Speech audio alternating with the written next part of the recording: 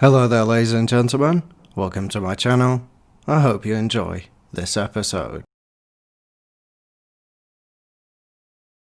Welcome back.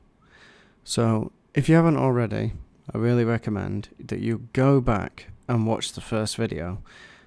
This video will build on that as a foundation and lead into what I hope will be a comprehensive series on China, the Chinese people and Chinese culture, and really get into the main points about their culture, the important aspects of their culture that you understand, so that you can see where it opposes the West, where their strengths are, where their weaknesses are, and also understand the differences between the two.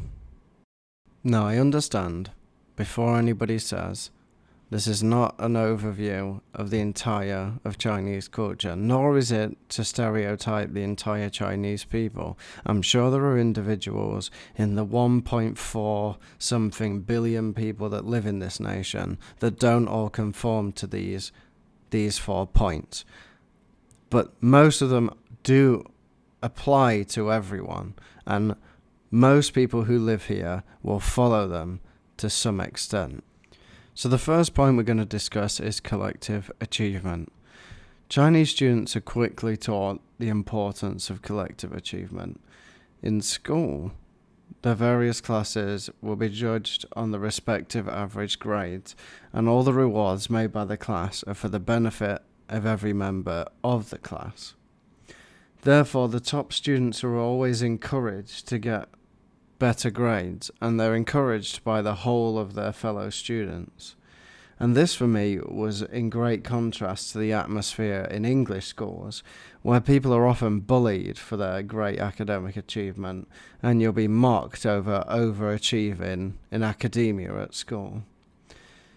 Bullying is quite absent in Chinese school due to the collective achievement mentality, and that's because bullying completely undermines the collective achievement and weakens the collective as a whole. Now, this kind of education clearly transfers into the adulthood, where the collective mentality of the nation is as of one unit which they're all a part of.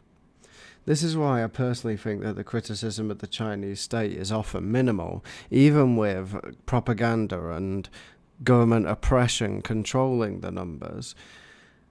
The censorship does cover up legitimate numbers that the Chinese are actually deeply invested in the Chinese state, and they believe that the prosperity of all of China across the globe is in their personal interest.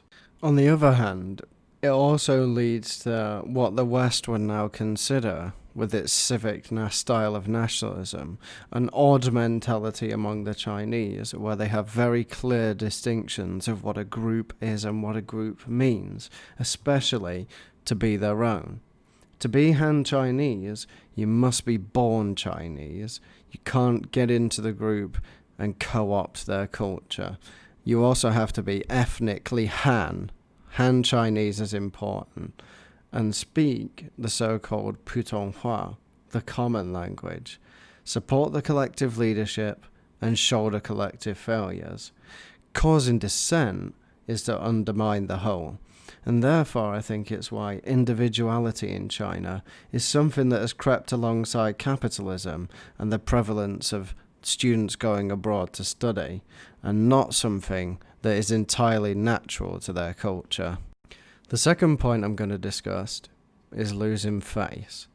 Now, if you've ever had experience of Southeast Asian culture, you don't have to go long or far before encountering the need to save face.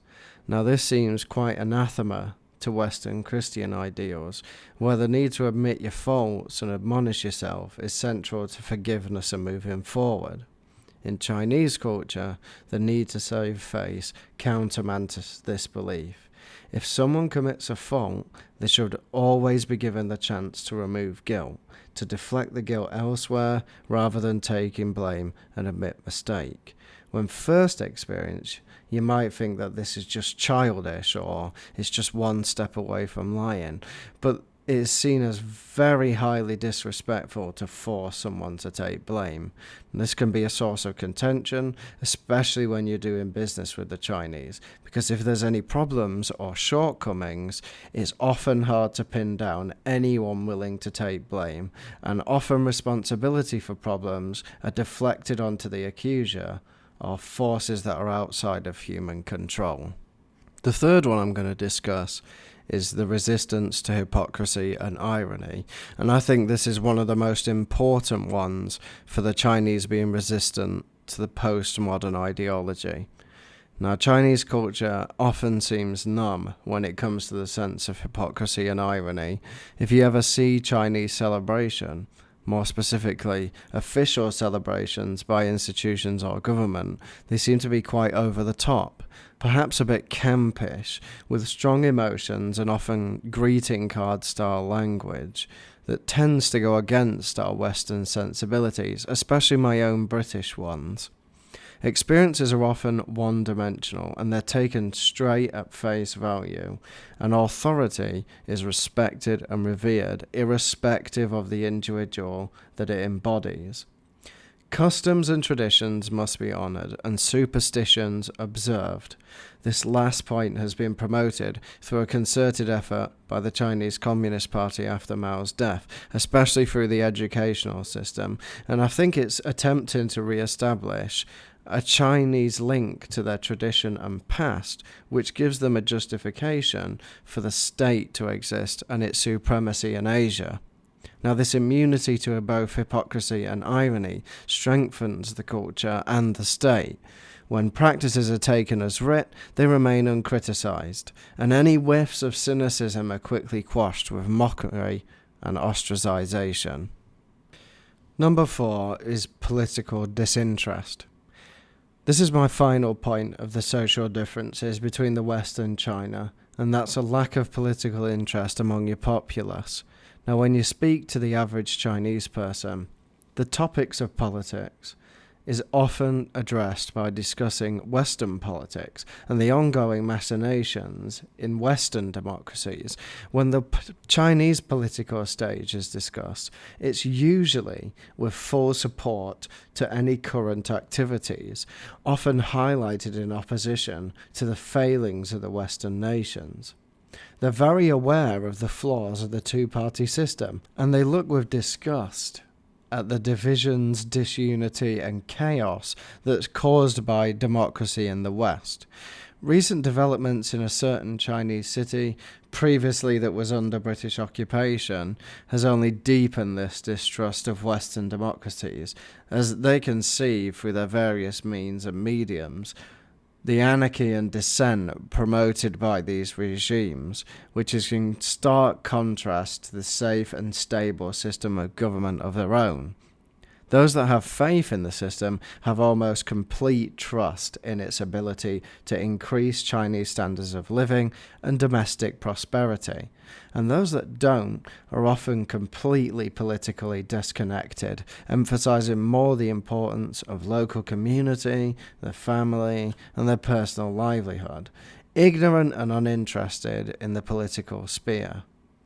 This combines to create a high level of social cohesion among the Chinese population, with an utter absence of the harsh political divides and dichotomies that are coming to a head in the recent years across Europe, America, and pretty much all of the Western powers. Those are my 4 points, and through those, I'm trying to show you that China's not just different to the West in terms of politics, but really also in its basic society and culture.